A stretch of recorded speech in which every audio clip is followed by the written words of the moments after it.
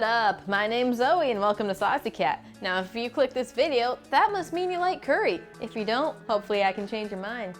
I used to hate curry growing up, but going vegetarian really made me broaden my horizons, and now I eat all sorts of amazing food that I never would have tried before. Just like this super easy, super flavorful vegan curry. Let's get into it.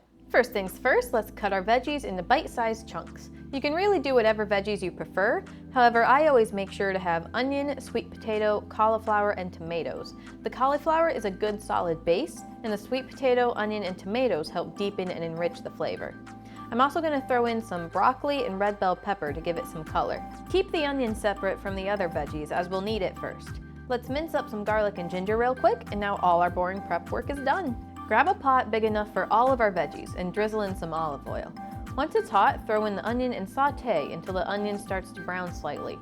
Once it does, throw in the garlic, ginger, and some curry powder, then mix it for another minute or two. Beware, it's going to smell amazing at this stage. Now dump in the rest of our veggies.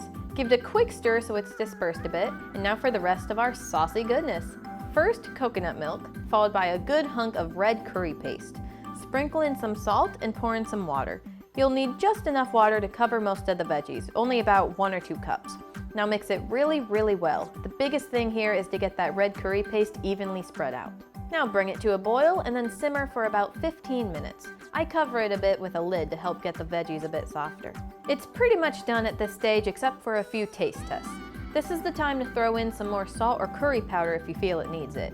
If you want it a bit sweeter, you can throw in some maple syrup or coconut sugar. Alright, it tastes good to me, so let's plate this dish.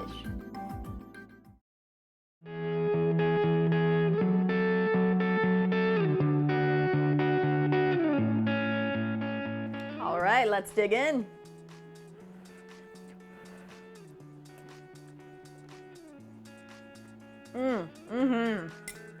I love the heat in this. There is just enough to really give that classic Indian restaurant feel.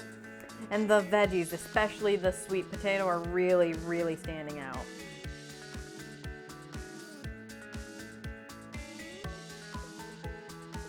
Well, that about does it for today. Let me know if there's any recipes you want to see us try in the comments section down below. Don't forget to like and subscribe, and I'll see you next time on Saucy Cat.